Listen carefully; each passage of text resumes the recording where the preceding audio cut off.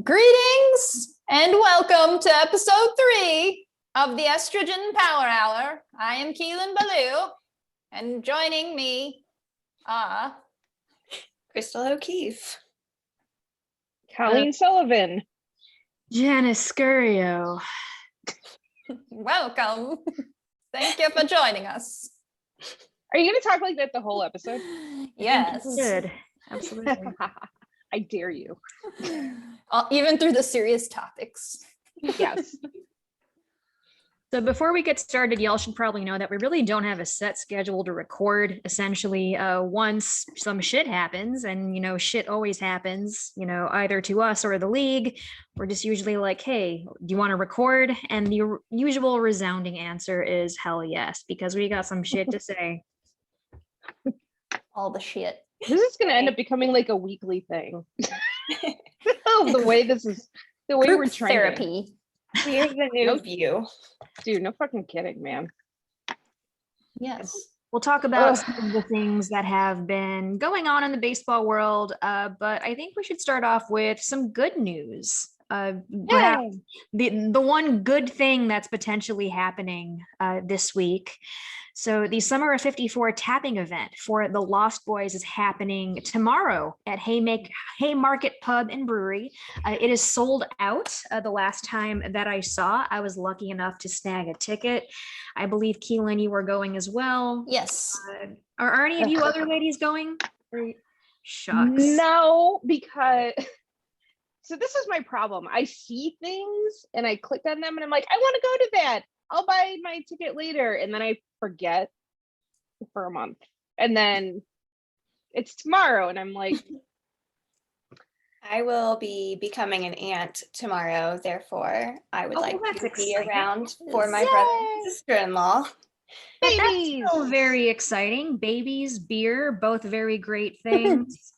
But they are tapping the Summer of 54. It's an IPA, so it's kind of sprung out of conversation between Jay Westbrook, whom I know is Major League on Twitter, and our friend Shakeia Taylor, Curly Fro. So the name pays tribute to the first summer both Chicago baseball teams had a black player. So and Minnie Minoso joined the White Sox in 1952. Ernie Banks joined the Cubs in late 1953. So it's a beer of baseball and friendship, and we love friends here at the Estrogen Power Hour. We like beer. We like friends. Precisely. We love our neighbors on the north side, most of them. Let's not go that far. I know. Pump the brakes a little bit, but anyway, what's really cool about tomorrow is that the proceeds from the sale of each pint are being donated to Lost Boys. So they're an organization based on the South Shore neighborhood of the city, and they provide instruction, training, and the competition of organized baseball and softball to youths who are not as likely to be exposed to the game, just mainly because baseball is a very expensive sport to get into. As someone who is a softball dropout from West Lawn Little League many years ago, I can tell you right there that the cost of uniforms, equipment, training, coaches, all of that is very expensive.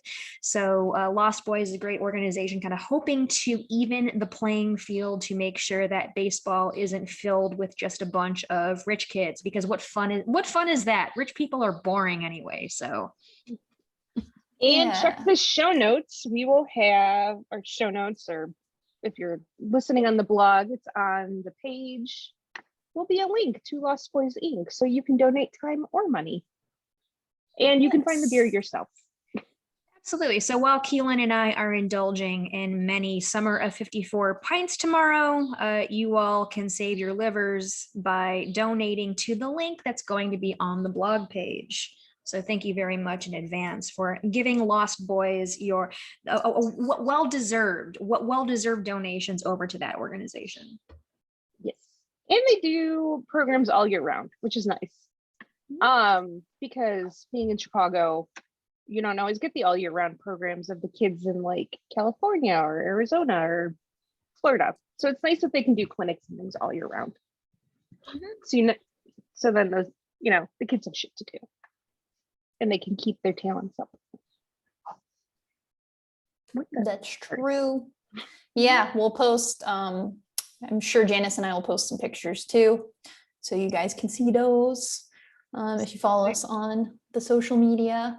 Yeah. But yeah, I'm pretty excited. I have FOMO.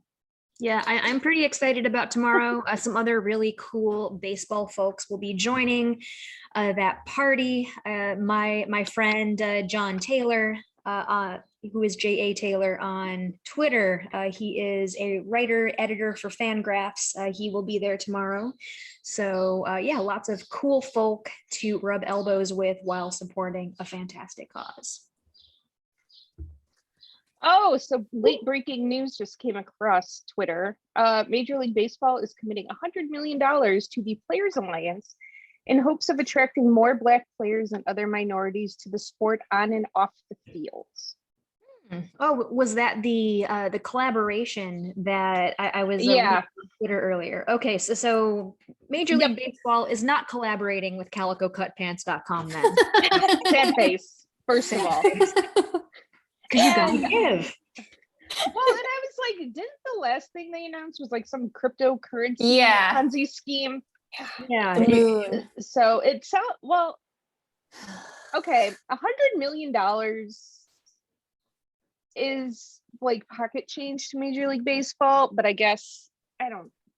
At first, I thought you said $100,000, and I was like, what? No, $100 million. Yeah, okay, good. $100 million is like a pocket change to Major League Baseball, and because I'm feeling crabby and bitter today, I feel like they should give more. That is And very more. like Seal Bluth. Here's $10. Go see a Star War. Here's 10. How much is a banana? How much could it cost, Michael? $10. You It know, definitely like, kind of it's- shows, yeah, how out of touch that some rich people can be with just life in general. Yeah, I mean, I just I'm so bitter and jaded today about Major League Baseball. Just $100 million. Yeah, that's great. Like, thank God they're finally giving money to do something, but you know, there's other shit that they can concentrate on. Like, they decided this year that they're going to start incorporating Negro League stuff into stats and into record keeping. And it's like, okay, well, it's the 101st year. The 100th anniversary got canceled last year because of COVID, and we can't have nice things. So instead of doing actual things for the 101st year, because there's people around now, I thought they were actually going to do shit, and they're not. So Yeah, I'm kind of like, all right, whatever. it has been very informal or silent, and even from like a profit perspective, I'm surprised they haven't jumped at it. I mean, I don't expect them to do a lot of noble things without some kind of motive, but No. yeah, that's surprised me. There hasn't been that like profit grab for that now. Nope. Well, I mean, once they figure out how to monetize it, they will. Yeah. I just Yeah. saw a much better idea float across my Twitter timeline from Julie Brady, aka Destroy Baseball. Let Edwin Jackson, Curtis Granderson, and CC Sabathia become commissioner. Yes. You know what? That's a fantastic idea. The lovely guys over at Tipping Pitches frequently dip for Curtis Granderson to be the commissioner of baseball, and like, I wouldn't be mad about it. I would Curtis not be mad Granderson about is it. awesome. Just the fact that he actually likes baseball. I that's the think first is, thing. yeah, that's I think overqualifies him for the job, unfortunately, right there. Yeah. But he, like, Curtis Granderson does all kinds of great things. Like, he donated all that money to UIC, didn't want his name on the field, but because it's part of the U of I system and they're a state school and they get funding from the state, they had to put his name on it because of rules. But I mean, just that him wanting to give all that money and say, like, I don't want the attention is amazing. He's super dope. I love Curtis Granderson. Sad that he never got a ring. On the flip side, though, I really did love the tweet from Pete Abraham, who's the Red Sox writer for the Boston Globe, he said last night that it appears the same 20 teenage kids are booing Rob Manfred every time he comes out. Tedious at this point. There's a few hundred fans here. So it's like, what? That's like a pretty large percentage of the crowd just booing Rob Manfred. The youths are onto it. The youths. That's like me being the one Youths. person who boos Tony La Russa when they announce his name at the ball games. Yeah. That's just me. It's just me going boo. It reminds me of the tweet that I saw where the guy was at the planetarium and then they showed the Earth and everyone started booing, or one person started booing. The baddie. We are the baddies. Yep. America. Yeah. Yay. Well, Colleen, you said that you're in a bad mood and you're thinking about depressing things. And I would say our podcast only gets more depressing from here. Say depressing. I would say more anger inducing. This is a Buckle Up Buttercup podcast. It is. Listen, Hashtag buckle up. if some of these dudes talk to me on the street the same way they talk to me on Twitter, they would be down some fucking teeth. Like, listen, I am not a Southern belle. I was raised on the south side of Chicago. I will fucking fight you. I don't play. And just the fact that some of these dudes in my mentions this weekend, I'm like, first of all, who the fuck are you talking to like that? Because it ain't me. It better, it's Also, sure as shit is not me. If you notice, there is a huge recurring theme with all of these assholes in your mentions and my mentions too. And it's the common theme is they are talking about things that they are not knowledgeable about. My favorite is every time we talk about Trevor Bauer. And you know what? And for the longest time, I've like bleeped his name on my timeline. And I've decided I'm not going to fucking do that anymore. Because if you want to yell at me about Trevor Bauer, I'm going to yell at you back and tell you you're fucking wrong. Okay. The amount of people that have been coming out and defending him of, well, she consented in a text message. Yeah, she consented to have rough sex. There is nothing wrong with that. You want to have sex with someone, have BDSM, get choked. Good for you. I'm not here to kink shame. However, she did not consent for him to make her pass out and for him to punch her. She did not consent for him to crack her fucking skull. She was in the emergency room. She had black eyes. He cracked her skull. That should be the line. Yeah, there's no consent when you're unconscious. Nope. And in the state of California, it's in their penal, it is specifically in their penal code, which again, quick fucking Google search, you lazy assholes. I'm not doing your fucking homework for you anymore. In the penal code, section 4, subsection A, if you are unconscious, you cannot consent. That is in the criminal penal code. So guess what? I hope he goes to fucking jail. I don't give a shit that he plays baseball. He's a gigantic piece of shit. He broke the law. That's just black and white right there. And there is just a really shocking and astounding number of people who have become just Twitter lawyers and people who do not understand consent as is. So there was someone in your mentions and my mentions too saying like, oh, well, some girls like to get choked out. And I'm like, yeah, that is with consent. Different. Exactly. That's something entirely different. That's how it happened here. That is exactly. That is deflecting from the situation at hand, where it's sort of like, okay, let's just say that someone happens to get off by being slapped. And there are plenty of men that are like this too. So it's definitely not a thing that just women enjoy. But if I, like punch you so hard that it knocks your teeth out, it's highly unlikely you consented to that. So it's incredibly sad that we have to break it down that way. Yeah. And even if they were like at the most extreme, I mean, there was that like case, and I think it was in Germany and something where a guy's last wish was to be cannibalized. Like he was still awake when he was being eaten, and that is a thing. So, but it's like ultimately the person who is you can say no to that. There are laws, and that falls within a law. So yeah. And again, like we said, we're not kink shaming here. Things that are for everyone, not for us. Right. But consent is important. And like, I've had plenty of rough sex in my day. Like, hell yeah. You know, stay tuned for that bonus episode. That's the B side. I've never had Patreon exclusive. Yeah, you got to pay for that shit. I've never had a concussion. I've never had someone make me bleed. I've never gotten, I mean, like, you know, you have rough sex, you have like fingerprint bruises, stuff like that. Like, that's one thing.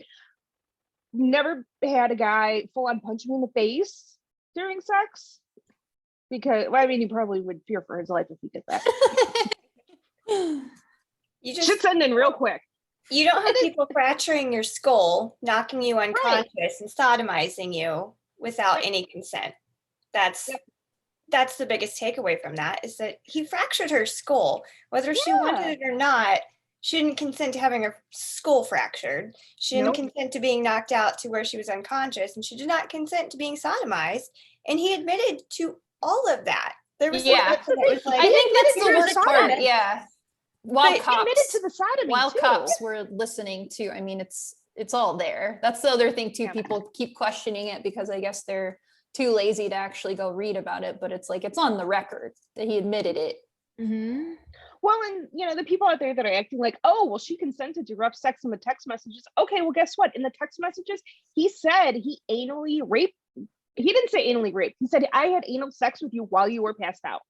So if we want to talk about the text messages being gospel truth and a fucking contract, he had sex with her ass while she was passed out. That's illegal. That is literally rape.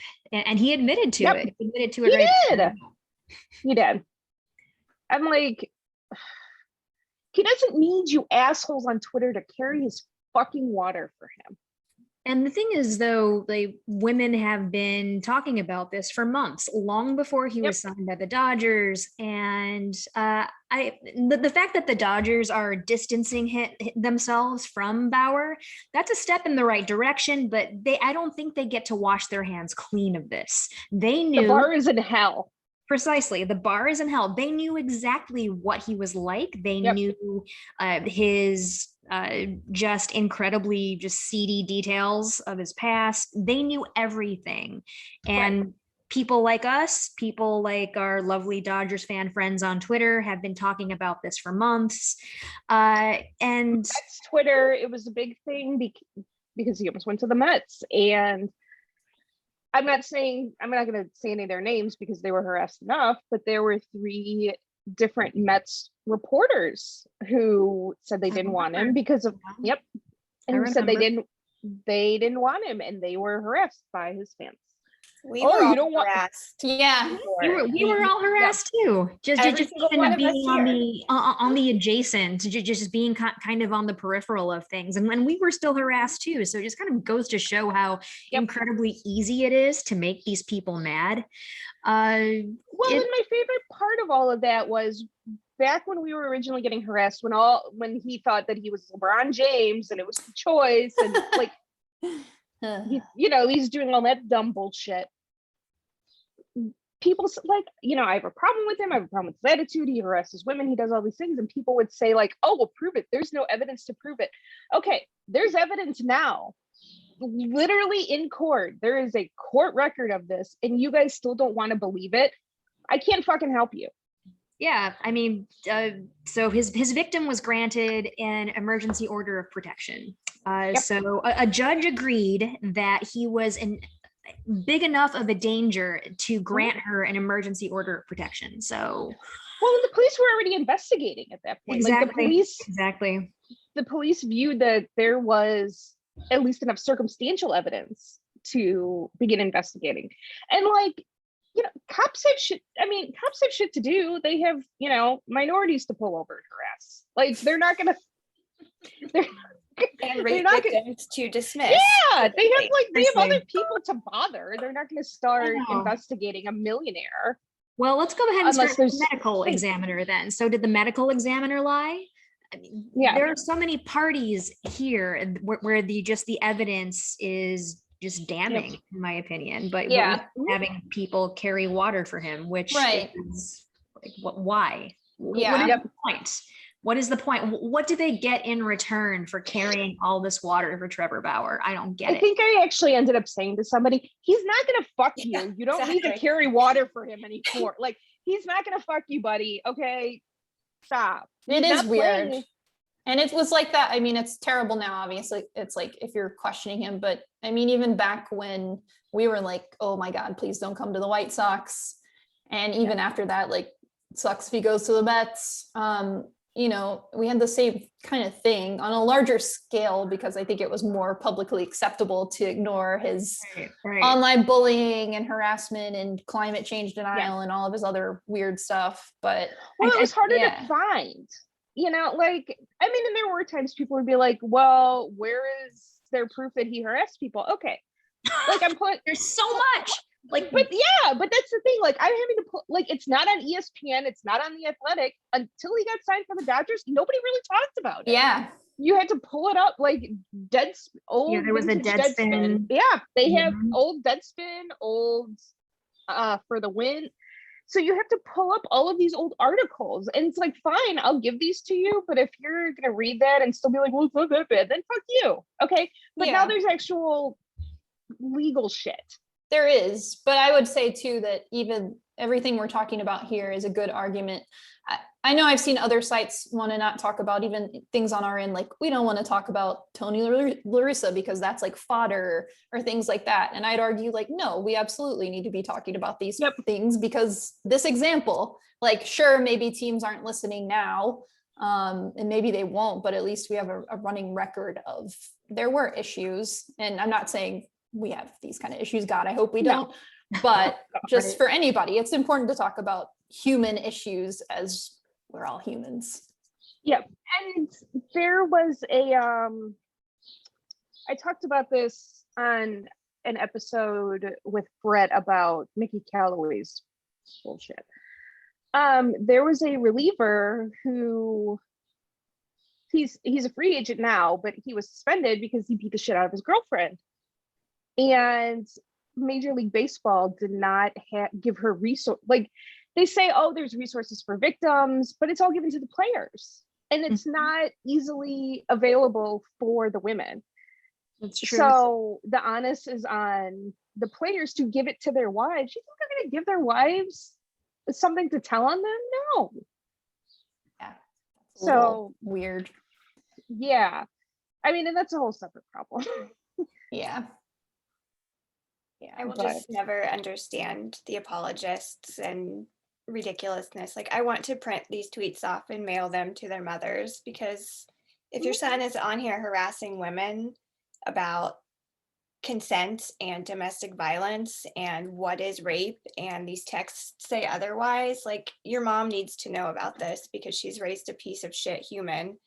But like, so do your wives. And I talked about this with Brett just the other night on the podcast I was on. I was like, people have never believed women, and it's just, it will continue. No one will ever believe women. But the fact is, I can almost with full certainty say all four of us have been harassed or abused or something to that effect. And every single person that is listening to this currently either knows someone that it has happened to, it has happened to them, or they don't realize that they know someone that it has happened to. Yeah. Yep. And you know what? Twitter's public, guys. If you're on here defending an abuser, or you're in women's mention saying dumb shit or arguing about consent, your friends can see that, and your female friends can see that, your wives can see that. They know if something happens to them, you will not support them. Yeah. And that's what I think I told one of the guys, I'm like, Or it'll be a record too. Yeah. You're sitting here fucking telling on yourself. Yeah. It And then sends a you message. have, It really like, does. father, husband, girl, dad in your bio. No. So what happens? I when your hate that daughter guy grows most of up? all. I hated that guy most of all. Yeah. You know, Well, I mean, it happens all the time, though. All of these people that come in are mentioned in harasses. 9 times out of 10, it's husband, father, girl dad. Yeah.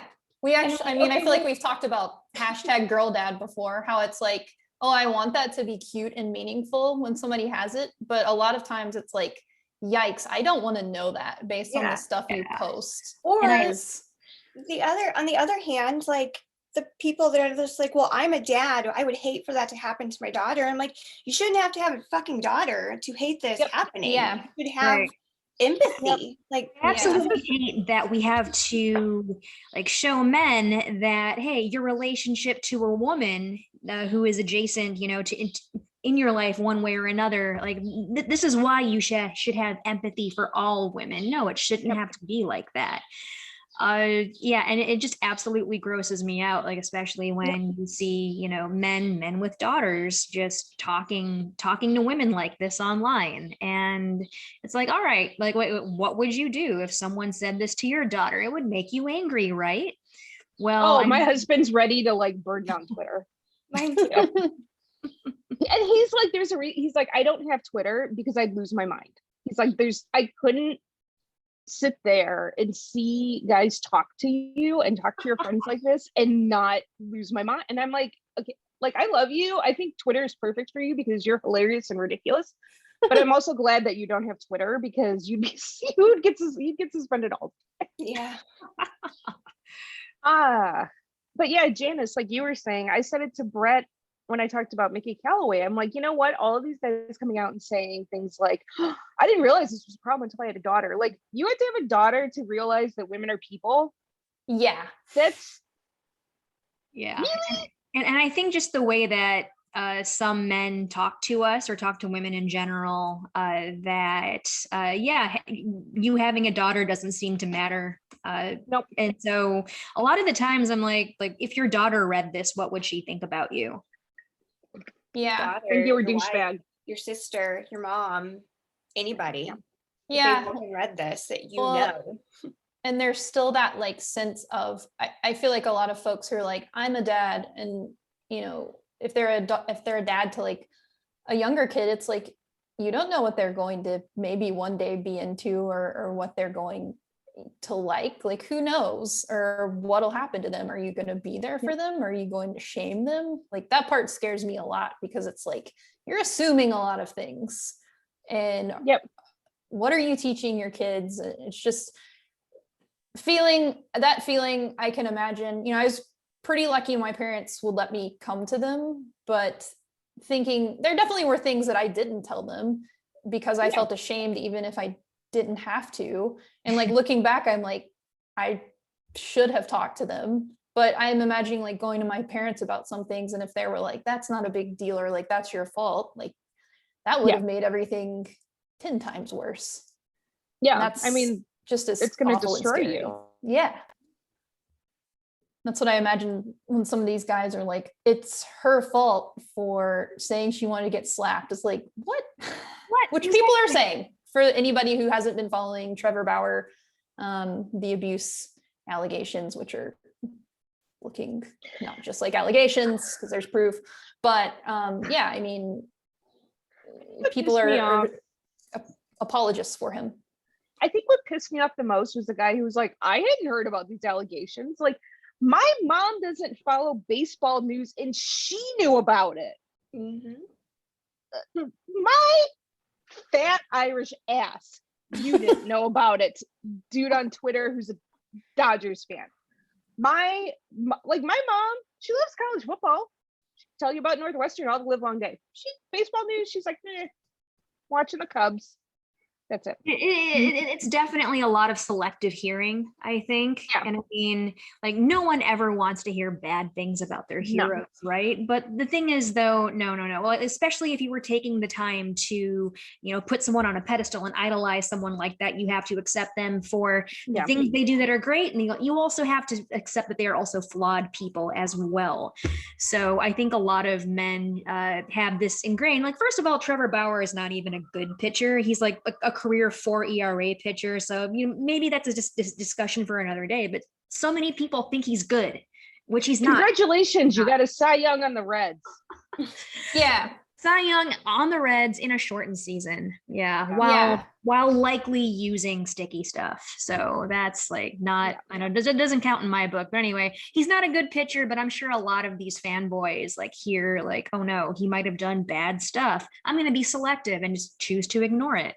It's a complicity of just white baseball fans that happen to be male. Like that's all it is. It's just these guys choosing what they want to hear and being completely complicit when something bad comes out.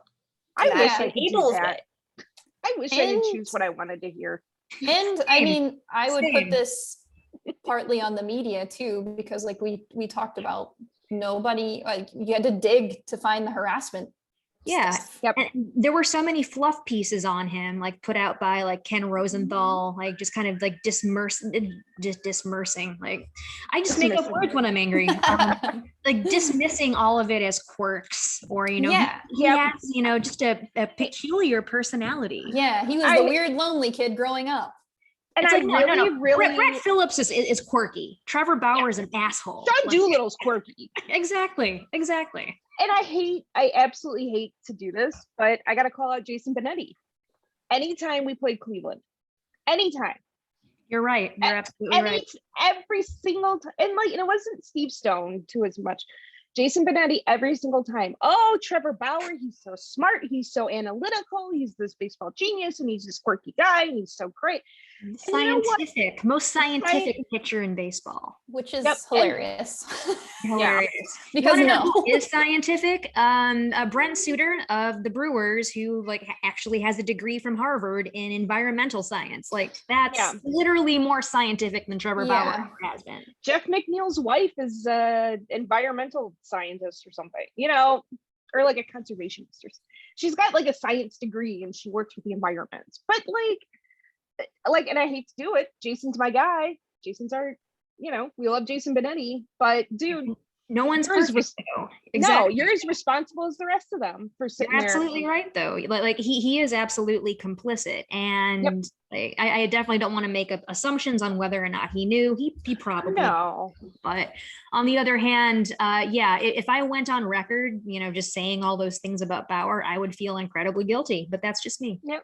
Hmm. Yeah. and I would apologize for it. Like, listen, I didn't know. I mean, and I think like part of it's like he's ESPN. He's an ESPN guy, and that was the party line at ESPN. Did he have to repeat it on NBC Sports Chicago? Nope. No, but he still did Didn't. it. Precisely. He still said it. So I've been working for NBC Sports for the past year now. No, not even 6 months. It feels like a year. It's been so long. But yeah, I actually try to avoid writing up Trevor Bauer. I don't think I ever have, actually. So if I have to, I'll ask one of my other colleagues who are usually male, like, hey, I don't feel comfortable doing this. Can you do this for me? Just mainly because I don't feel as if I want to write about that guy. And even though, I'm a journalist and supposed to be objective or whatnot, like I also just don't want to, I don't want any of that, just coming out of my own mouth or fingers or whatever. You guys know what I'm saying. Yeah, But that makes, and I mean, that's great that you can step away enough to be like, no, I can't do this objectively and let somebody else Exactly. take it. But I also don't it is even like, think what it. is objectivity when we're talking about this? Like the You media know- hasn't even done a good job about Yeah. being objective. So I mean, and my objectivity about it was anytime I had to cover one of the teams that had him on there, I would refer to him as big dumb asshole Trevor Bauer. that's right. No, We refer to him as that here. Yeah. Yeah, big dumb asshole Trevor. I referred to him at my day job, and one of the guys I worked with was like, "That is the funniest fucking thing I've ever heard in my life." I was But like, he yes, is. he's a big dumb asshole. Well- And that was how I knew I didn't have Trevor Bauer stands in my follows, Yeah. because I never got yelled at about that. Well, and Yeah. all of the abuse allegations are one thing, but even before like a lot of this came out, just I think a few days before it came out, I was talking to somebody and they were like, he's the smartest baseball player. I'm like, no, he's manipulative, which has to take some level of intelligence in another arena, but he's not. Like, it hurts me knowing that Benetti talked about about Trevor Bauer being smart, because it's like he denies climate change. Automatically, no, he's not. You're smart. ding dong. Yeah, But Bauer is the stupid person's version or vision of what a smart person looks like. Bauer is if Joe Rogan played baseball. Oh my God. Yes. So bad. He So has very influence over people who don't know how to ask the right questions. And Lord Almighty, this is not going to be a Joe Rogan podcast because I could go about that one. But Trevor Bauer is if Joe Rogan played baseball. Yes. That's what I got there. And I'm sorry to people who listen to this who won't understand that and ask what's wrong with Joe Rogan. Listen, if there's a Venn diagram of our listeners and Joe Rogan listeners, fucking DM me. I want to talk to you. If you're listening, I have had that. I've Right. had friends be like that. We agree on most things otherwise, but they were like, "Oh, I was listening to Rogan." I'm like, "Oh, You know what? You know Oh, what Joe were you Rogan now? was? You know what Joe Rogan was when I was growing up? It was your grade school friend's stoner older brother who just yelled shit at the wall. Like, I also do have to say that, if you're listening to this podcast and you're like wondering like, oh, what's wrong with Joe Rogan? oh Lord. Like, first of all, I'm pretty surprised you haven't turned us off already. So thanks for Yeah. sticking around. But oh my goodness. oh wait, we need to take a commercial break." You do. We're Well, not sponsored by Joe Rogan. Oh, if we're on Spotify, sorry, Spotify, you gave him way more money than you ever should have. We'll take some of it. Yeah, give it to us. We're way better. All right, when we come back, we'll continue talking some more shit, and we'll have some fun doing it. So see y'all in a couple minutes or seconds. I don't know. Something. However long they are. Roman. Dick pills. Sponsored by Eugenics. She likes it too. Because when your dick stops working, that's a problem. I don't know about it help. Wait a minute. What am I listening to? I don't think Frank Thomas would be that cool if people didn't know who he was. Like if they were like, oh, it's that guy from the Eugenics commercials and not like Frank Thomas, Hall of Famer. I don't think he would be that. I feel like he wouldn't be that cool about it. Like he seems like a nice guy, but I don't think he would be down with like, oh, your dick doesn't work. Welcome back. Are we back? Are we back? Yes. I'm gonna get an email from the White Sox, aren't I? Yeah, no, I'm just trying to think of like who I would least like to hear from if like my dick didn't work. And Brian Urlacher. Oh, I say Adam Eaton, maybe. Like the last person I would want to hear from. I know, too soon. Not soon enough.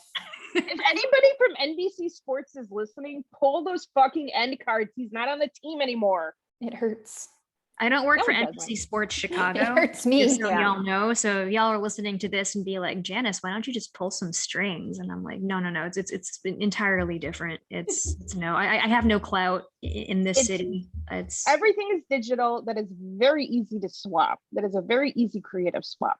yeah, Please do totally. Your 12-year-old nephew who knows how to use iMovie could do it. You're just like, come on, let's get on with it. We're tired of the beard. What's The anyway? It's like a lopsided hook. beard. Yeah, we're tired of is. Waluigi. Like we've had enough of him. Why, Luigi? And it's like that in more than one, like it's in the video. It's also in a bunch of his pictures. It's like, what? I don't know. Whoever was taking pictures for the White Sox that day hates him. Maybe That's he's like, fun. this is my quirky trademark. no. It's like Meghan McCain's hairstylist. Somebody hated him, and they just let him go out like that. Yes. Yeah. That's how you know. Yeah, he probably doesn't have friends. Just let him go out like that. What he 100%. wants. And he's out. So Gone.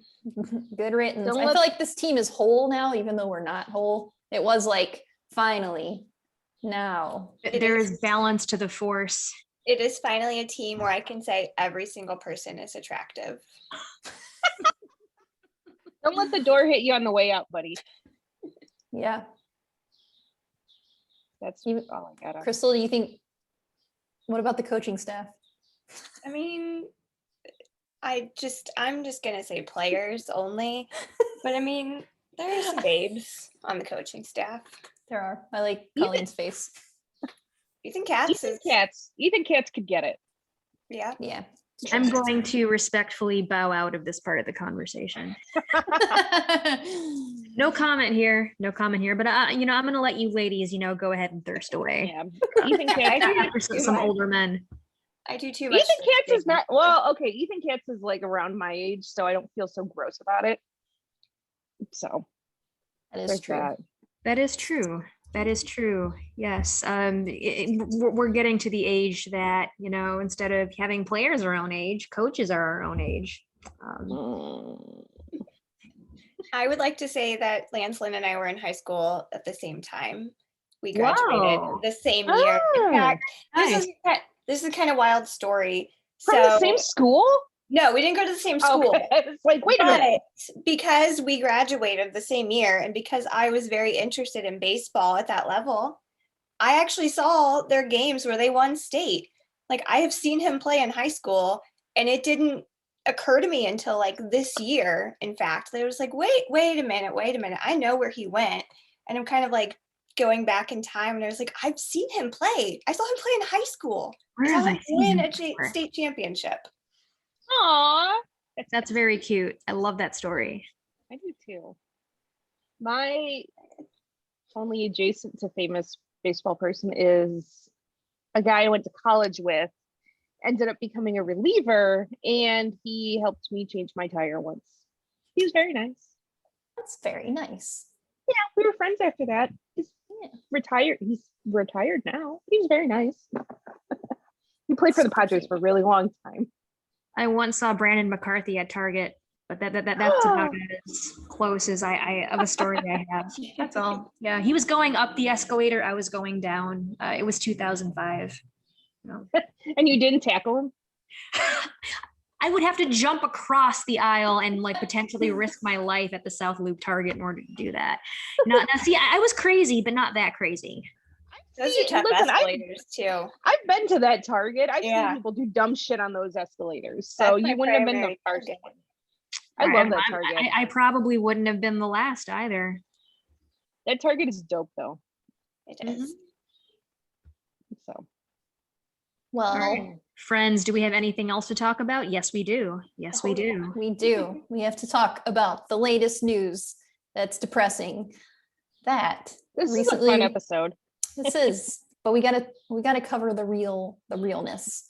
So apparently, members of the Rangers and White Sox organizations were not able to get apartments because of insufficient income, which was very sad to hear about.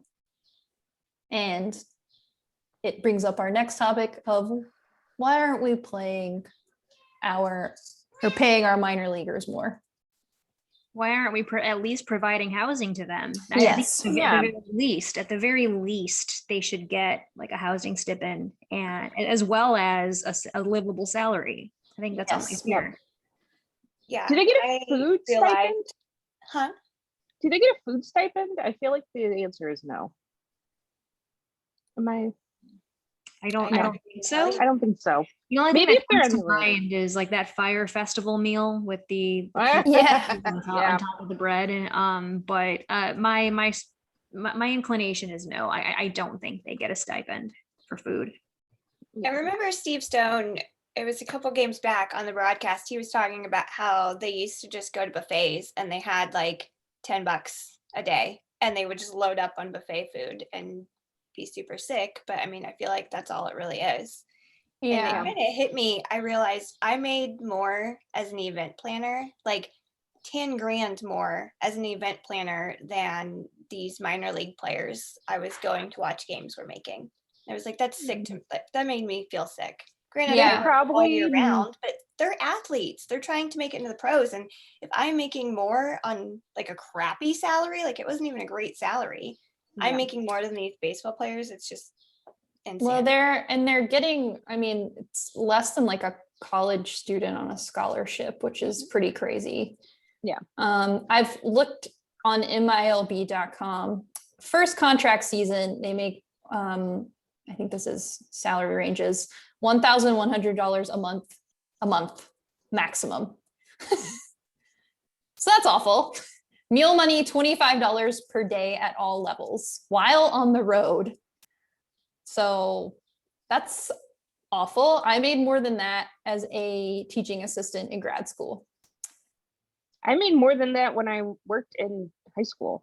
Yeah. When I worked at Starbucks in high school, or Starbucks in college, at restaurants in high school. There's also a different salary rate. It says alien salary rates, different for aliens on visas as mandated by INS.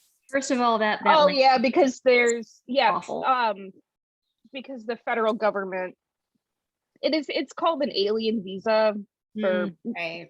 which does not invoke the best imagery. Yeah. But to be on specific visas, there's a base level salary that you have to pay somebody who's here on a visa. That's good.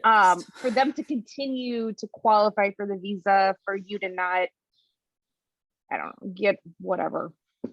I think the government pays that back though. Like you get a tax break for having X amount of employees on visas, because that was a big thing with the H1N1 visas when Trump tried to get rid of them. Interesting. because of course he did. Well, yeah, give jobs to American people. I'm like, are you kidding me? We're bozos. Don't give jobs to It's true. I am an American. It's bozo. true. It's like most of these jobs, I mean, not to get too off track, but most of these jobs, Americans, and I put that in quotation marks, because we know what type of Americans he was talking about. Like probably wouldn't want to earn what, like less than like $1,500 a month playing minor league baseball. No, I don't think anyone would want to do that.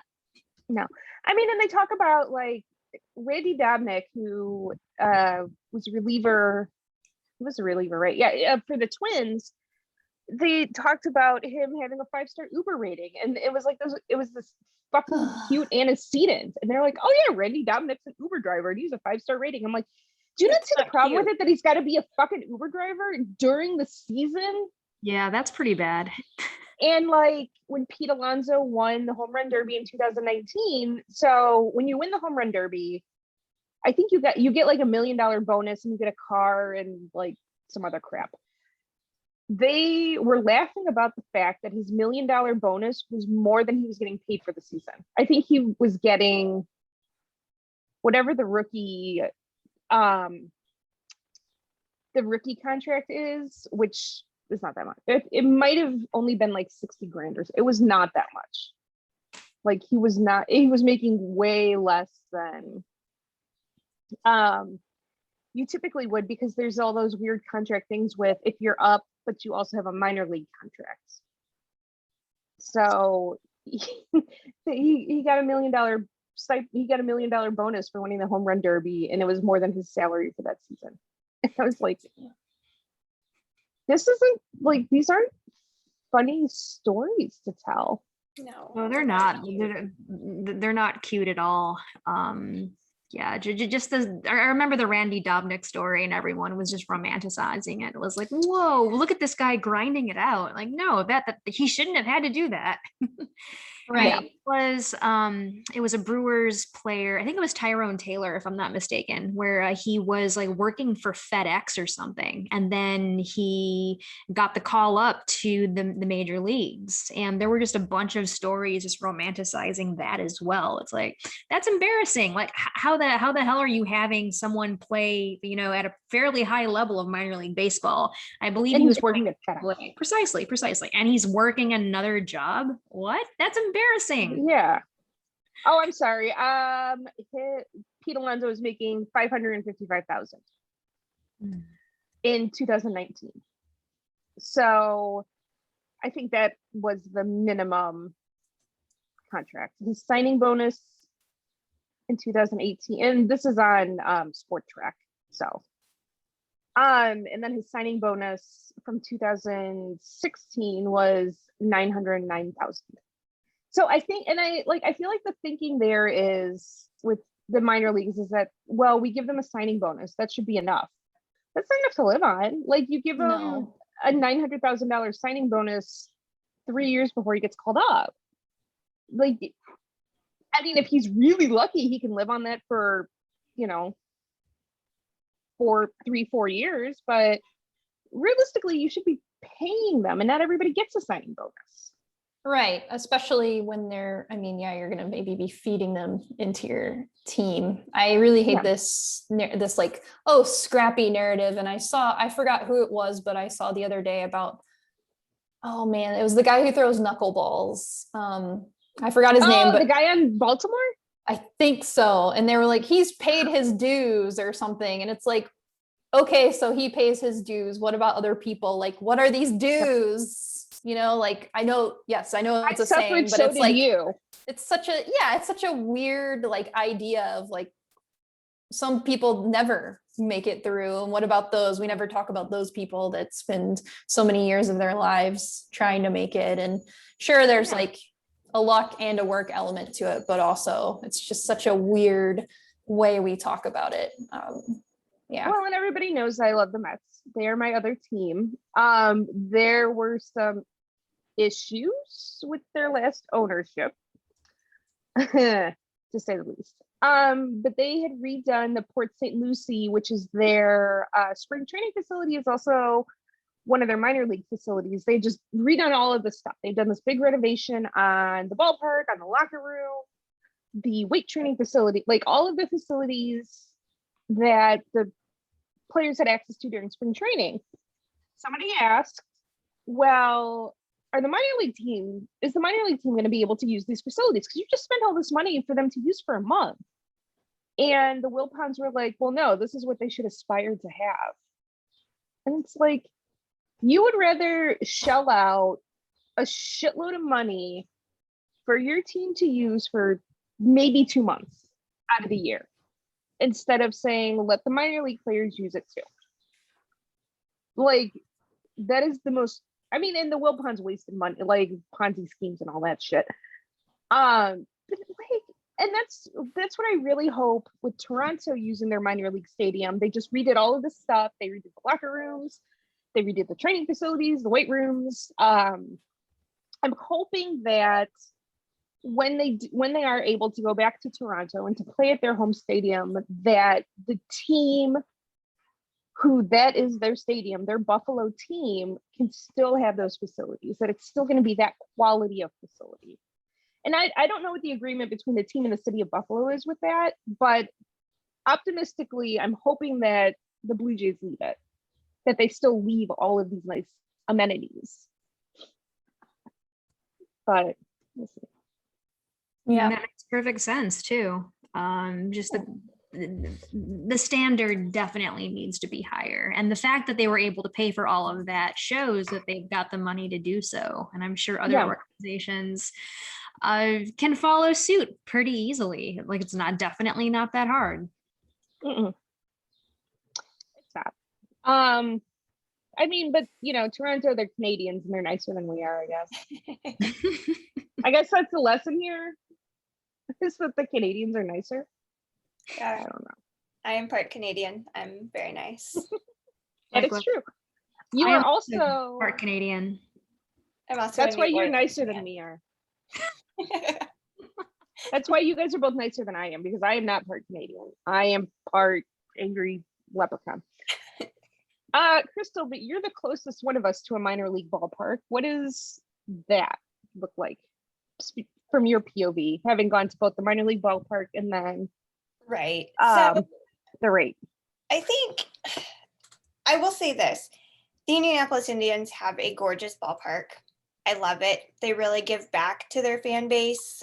They just built a brand new, I haven't been in it yet, but all of the pictures just look absolutely gorgeous. Like this kind of new lounge club house area up in the top. And I mean, I feel like they do a lot and they treat their players with a lot more respect. I don't know how much they pay them, but I will say those games are a blast, and I'm happy to give that organization my money because they do so much. They are like really inclusive. They are very family friendly.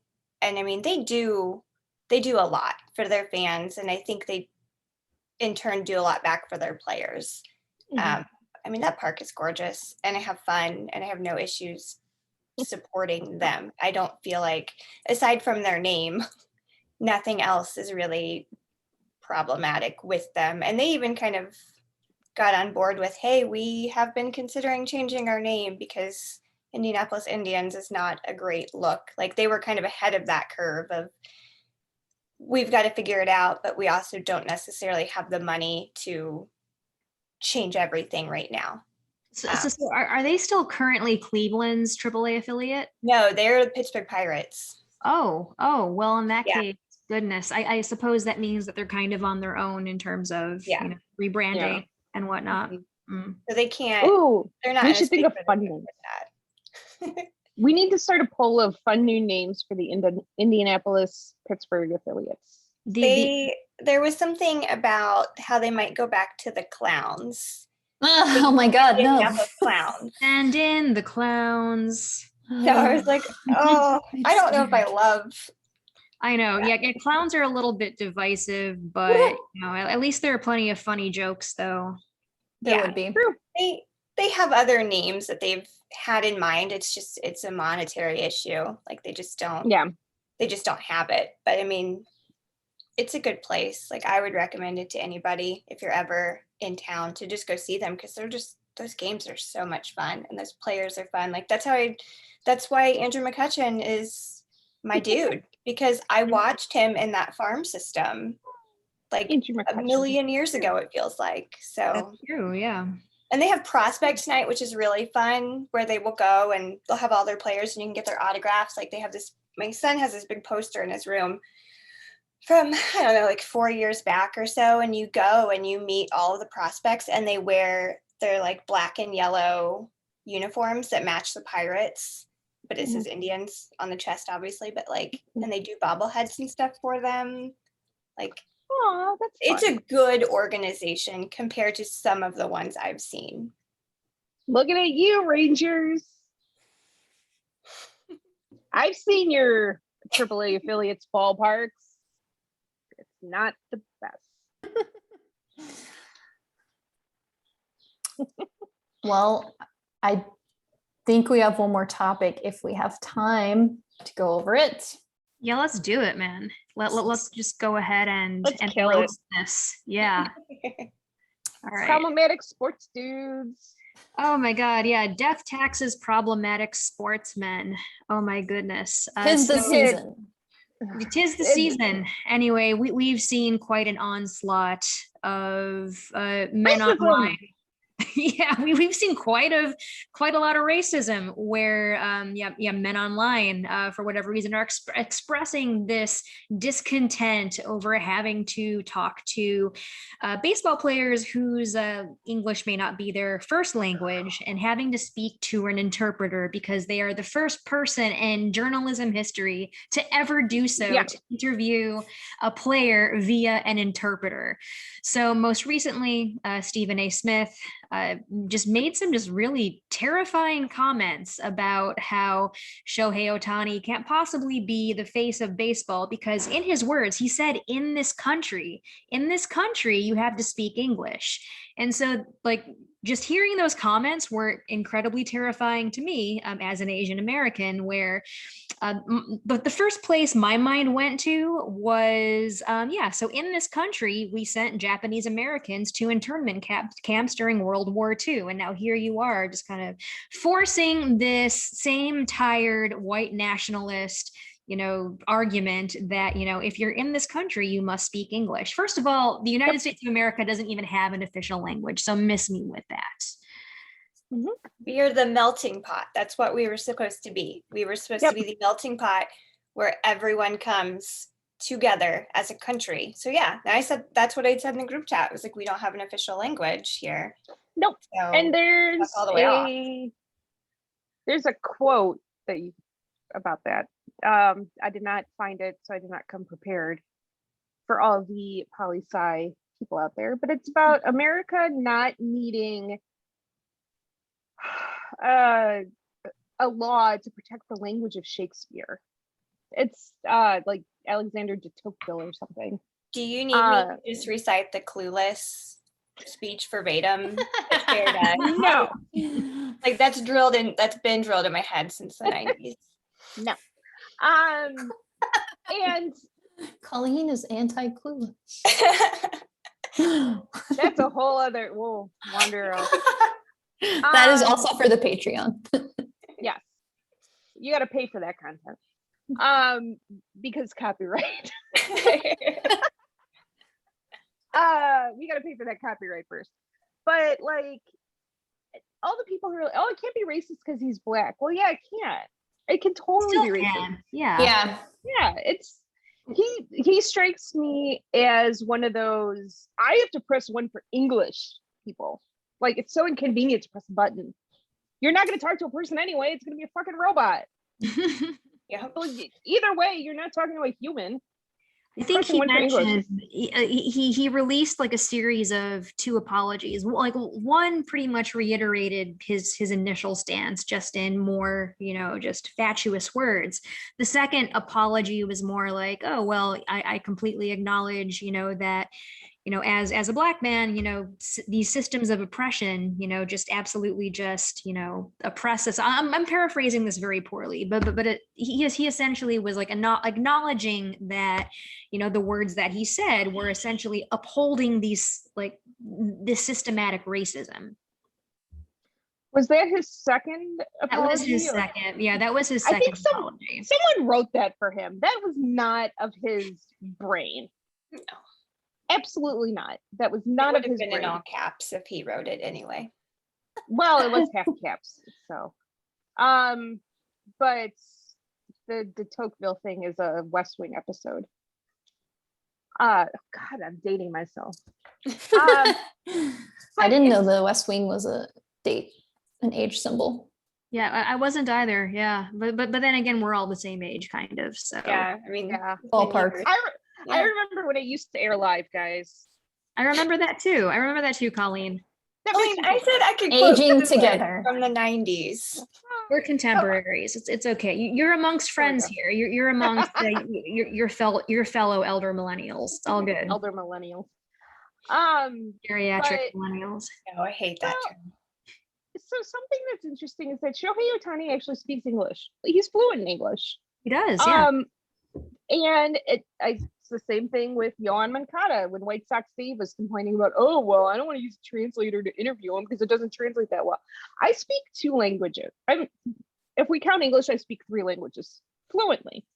I speak Spanish and I speak Irish. Were I to do an interview with somebody in either of those languages, despite the fact that I speak both fluently, I would prefer a translator.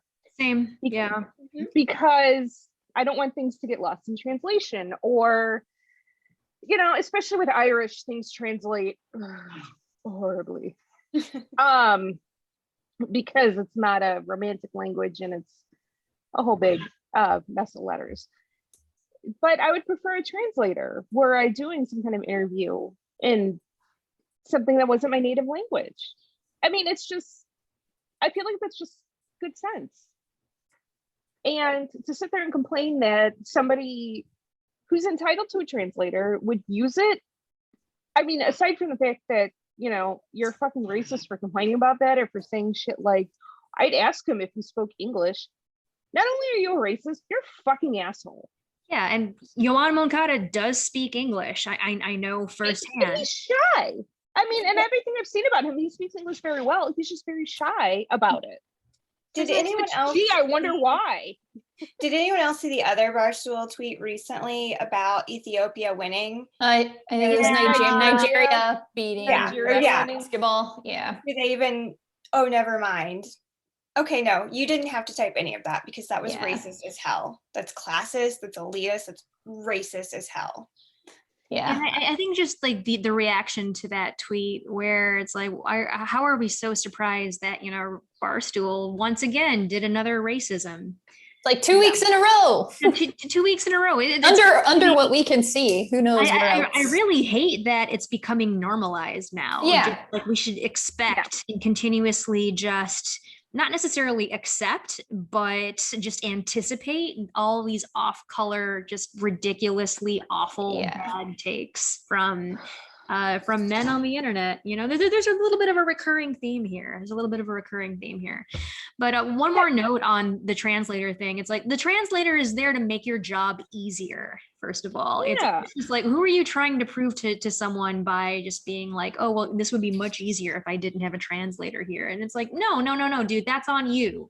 You have to accommodate your interview subject. Like that is your responsibility as an interviewer. I don't want to say journalist because I feel as if that's a little bit too high of a term to apply to him. But yeah, it's just all part of your job. Yeah. Yep. I feel like a lot of this goes back to, I think, our first or second episode when we were talking about Naomi Osaka, and again, mostly all men, white men, saying, you know, like thinking they deserve her time. And it's like, do you want to interview her? Do you want her time, or do you expect it? I feel like the same applies here, and they're finding reasons to, I mean, they're entitled. It's really what it is. Well, and it's a lot of like, do you not trust the translator? Do you think the translator isn't telling them what you're asking because that's their job? Like, I would trust Billy. If I'm interviewing Yohan Moncada, I mean, I'm going to assume that Billy Russo would be the translator here. I mean, I'm going to trust him to tell him what I'm asking. It's his job. You know, I would trust him to translate. And again, as someone who speaks Spanish fluently, I would know if he wasn't. Assuming I don't, I would trust him to translate exactly. You know, I mean, it's a bullshit argument, and it's lazy. Well, and to Janice's point, you know, you could just learn that language if you really wanted to. I mean, exactly. I've been planning to go to Japan for our 10th anniversary. So that's like in the next few years, honestly. And I've already said I'm going to get some Rosetta Stone, and I'm going to at least learn what I need to get around. Yeah. Like, out of common courtesy. Which is just good sense. Yeah. I do not expect anyone to hold my hand and translate everything for me. So I am making the effort to learn the language because, again, I'm not expecting someone to do any of that for me. That's on me. And I don't think any of these guys realize that's on them too. If they want to bitch, the least they could do is learn the language. Yeah. Well, and to act like, I mean, Spanish was, at least in my high school, was the most commonly taught language. Was you could start with Spanish 1. I don't think they had German and French 1. Like, you had to start with Spanish. The only way you got German and French is if you already had like a base knowledge of it. And I took Spanish. Yeah, I took Spanish all the way through college. I mean, I am not a native Spanish speaker, but I can talk to people. I already have a feeling that one retort that, you know, someone who may not have listened to us before, someone may, like, first of all, like, thank you for getting this far in the podcast. If you're still listening and, you know, you have never heard of us before, like, welcome, first of all, and thank you. So here's me expressing some gratitude towards our new listeners. But anyway, I have a feeling that anyone who is listening to this podcast for the first time, have never heard of us before, don't really know what we're about, may come to think like, oh, well, you know, it should be easy for these players to learn English, right? No, that's not language. It is a ridiculously hard language. And so, I mean, as an English major, there are so many like weird things about the English language that are so incredibly complex that people who have spoken English for years, you know, yours truly, study it further in college because it is truly a weird ass language. And oh my goodness, like I can't even like begin to pull up a succinct example of how weird English can be. But of course, too, when you add in all of the idioms, all of the like regionalized quirks too of the language. I mean, like even in the United States alone, like say someone like from me, born and raised in Chicago, will laugh at someone from Wisconsin for pronouncing bag like bag. I mean, there's just so much like weird, just interregional stuff about this language that I would not expect someone new to this country to pick up everything right on its own. And also, too, my mom is an immigrant, so English is her second language. She's spoken English for about a good 30 years now. Like, there are some things that she gets caught up to, like to this day. To this day, she gets caught up on some things, and she also has a very strong accent too. So even though my mother, very smart, speaks English very well, there are some times where people will look at her and be like, wait a minute, like you're not from here. And I think a lot of it too, sometimes is internalized xenophobia. Some of it is very externalized xenophobia. But otherwise, I mean, if you're going into an interview with someone and like that language that they're interviewing you in is not your first language, there's this amount of anxiety that kind of accompanies it, and just being like, oh shit, they're making fun of my accent, they're making fun of me for not saying things the right way.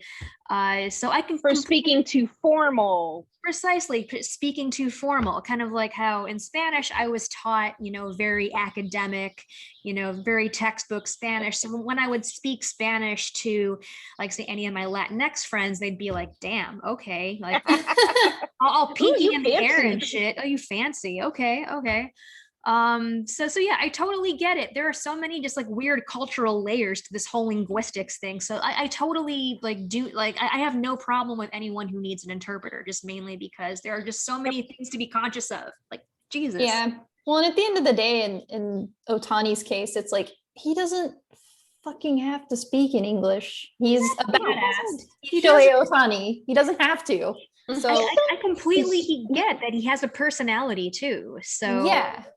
And I've read that like part of the reason he has both a translator and he still speaks in Japanese is because he has a shit ton of Japanese fans, and so it can like broadcast to all of us. So yeah, it's just a very simplified, very, of course, like exceptionalism view. Well, and can you imagine? You so often have. This is the first year they're broadcasting the All-Star game and the Home Run Derby in Japan because of him. Which is amazing. That's what that made me think. That's what that made me think. And so our last episode, when we were talking about like wanting to expand the game overseas, and a lot of people got mad at me for mentioning the UK. It's like, oh, okay. So who got mad about that? I think people were joking. I think they were joking. But anyway, it's remember when the Yankees and the Red Sox played, they had to announce at every game that if there's a foul ball, you can keep it. Because I guess you can't in soccer. I'm like, do balls go in the stands a lot in soccer? I don't know. But that everybody who was at that game got really excited because it was so fun. There were home runs everywhere and they got to mingle with other fans. Let them have the London game. It's fun. The Olympics are every 4 years and not everybody watches them. But let Major League Baseball explain. Major League Baseball wants to market itself as being the premier product, like just the top tier of the sport of baseball. And so in order for that to happen, yeah, we have to absolutely just knock down all of these like weird xenophobic barriers, because that's not helping anyone. That's not helping grow the game. It's not helping, I guess, like a fan like me, comfortably enjoy the game, because I have to think about shit like this all the time. So just stop being xenophobic, stop being assholes. God. It's not America's pastime anymore when half of your players are coming from different countries at this point. You have to be more open. I know. And expand it and broaden it. Yeah. I mean, look at the makeup of our own team of the White Sox. It's this is a shared game. Yeah, how many White Sox players have came over from Cuba? Like you have to really open this now and broadcast and let people represent their countries. Mm-hmm. Yeah. Sorry for the dog. His mortal enemy, the FedEx guy, was across the street. No snakes though. No snakes. No, that's Archie's mortal enemy, and Archie has not seen. It rained a lot, so I'm sure we're gonna have one soon. But Riley doesn't care about the snakes. That's an Archie. Snake talk. Welcome to Snake Talk. This is no longer the Estrogen Power Hour. Ooh, there's one in. Is I that don't a know if list? the pest. I don't know if the pest guy's got the one under the garage. Snakes have taken over the podcast. Snakes have taken over my garage. There is no Janice, only snakes. Hello, This is my- Snake. This is my snake voice. I mean, like, I'm not Janice, I'm a snake. It's Oh my true. god. She's changed. She's like an anamorph. Oh my god. Oh, I miss Anna. Oh god, that TV show is terrible, but the books were dope. No, I don't know. Like, if I was actually a snake, I'm not exactly sure what I would do. I don't know. There doesn't really seem like you have a lot of fun as a snake. You just crawl around on your belly, freak some people out. Try not to get eaten by cats. Poop out Or some run over eggs. by my car. It's true. Yeah, get run over by Colleen's car. And explode. I mean, I'm sure some John Boy fans would like to have me just crawl as a snake in front of Colleen's car so I can get run over. But maybe that's a story for another day. But I was ready to drive to New York and fight that guy. I was ready. I was going to drive to New York and punch that guy in the throat. Well, all it boils down to, it's like, okay, so he's too chicken shit to at me from his main account. So, I mean, Yeah. I know he has a main account and I know he works for somebody. All of our but names are just- on our Twitter. All of our career choices are listed in our bios. If you're too Well- chicken shit to come after us, It's you know all right. everything about us. At least use your personal Exactly. account if you want to send some death threats to us. Precisely. Yeah, if you Well, want I'm to send you. my, I know, I'm you still want to send here. you want to send death threats to my employer, let me know how it goes, because Just CC Southside Socks and Brett will come in and be like, okay, well, you deserved it.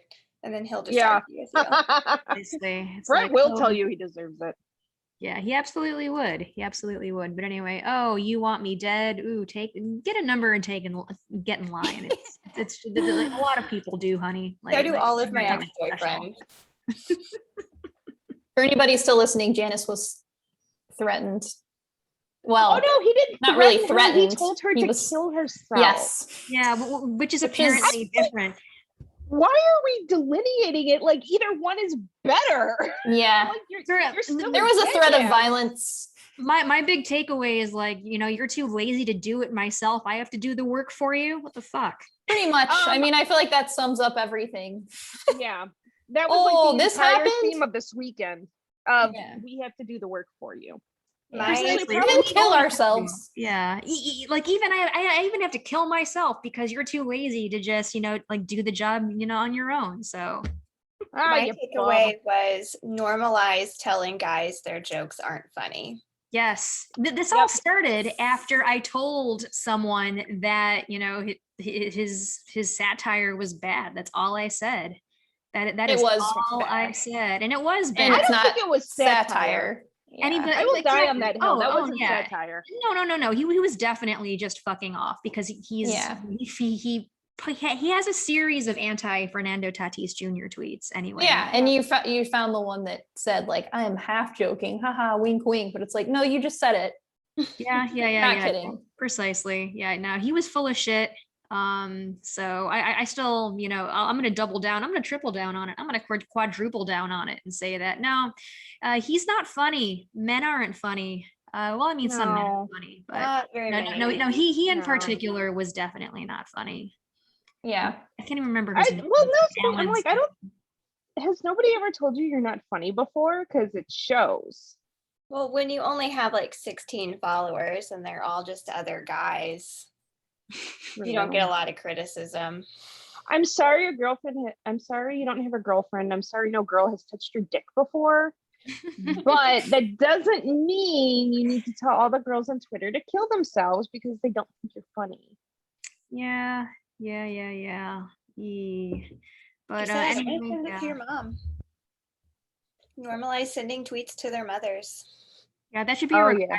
requirement that, if a just 20 to 24-year-old, or actually no, any age. Let's broaden this up.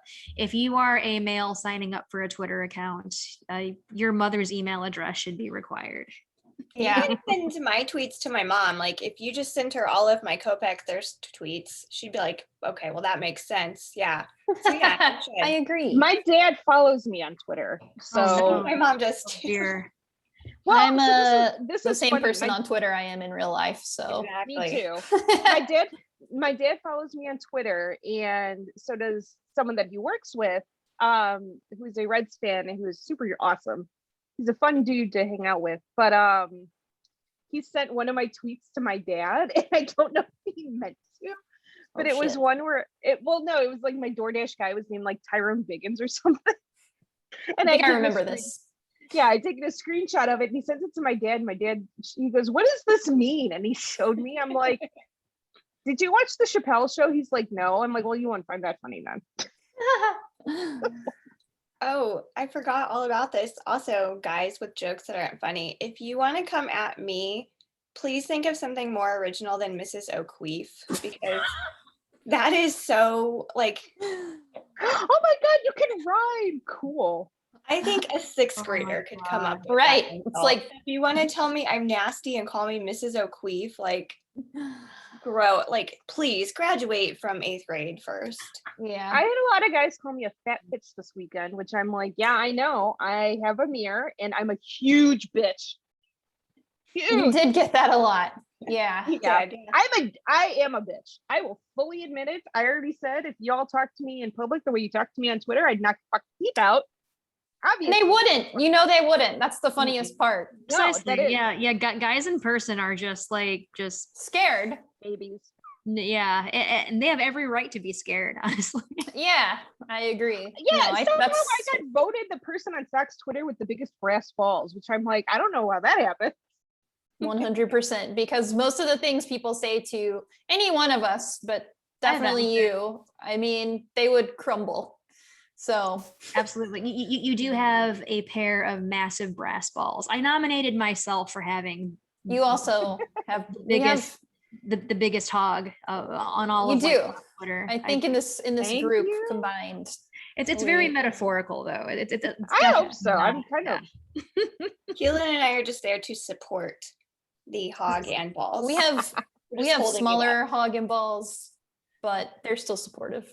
They're still bigger than a Good lot of turn. people's. all hogs and all balls matter. It's definitely like everyone's valid. Everyone's valid. And we'll use ours to support other people's smaller but still loyal and kind and good hog and Precisely. balls. Just as long as Yeah. you're loyal, kind, good, not an asshole, we will happily support your hog and balls. Not creating Yeah. numerous burners to continually harass people. Precisely. I can barely keep up with my one Twitter account. Who the fuck is burners? I don't know. I had somebody make a burner the other day just to harass me, like all of us have kind of had at this point. I'm like, Yep. Yeah. This Yeah. is the first time I just blocked it because I was like, okay, this is sad. I just want to know what I did to Robert Redford for him to create a burner to harass me. Yeah. All over Adam Eaton. That was all. It was over Adam Eaton. Is like the actual Robert Redford still alive? Yes. He Okay, just I retired. I think I I, got looked it up very because of confused. this. Yeah, Oh, yeah, he he's- literally he's- just retired. Yeah, he's 84 years old. Oh my gosh. And Yeah, he's What did harassing they do to people. him? Why is he He calling just me retired from Queef? acting. That's his retirement pleasurable activity. What else is he gonna fucking do? He's retired. He's bored. Go play golf. Only me. I know, right? All right, y'all. There is a home run derby to watch. Yes. All right. Going by my Twitter timeline, it is unwatchable garbage. Oh, All right. I'm sure it is. My God. The home run derby is the only good part of the All-Star game. And the next person who tells me that we should have a bunt derby, I'm gonna find you and poop on your porch. Dick started that. I Dick's know, burner. and now it's catching. Uh-oh. I had like four people at me. Colleen, when does the bunt derby start? Oh my God. Yeah, the butt derby needs to be a thing. Well, No. Adam Engel. you need Oh, to Lord. start saving up your poop, Colleen. Start now. Well, I got Riley. Riley poops like it's his job, even though he's 13. Well, he's 13, so that's probably why. All right. We've Got covered it. snake and poop talk. See Yes. everybody See next ya. time. Signing off Goodbye, Bye. lovers. Bye. for now.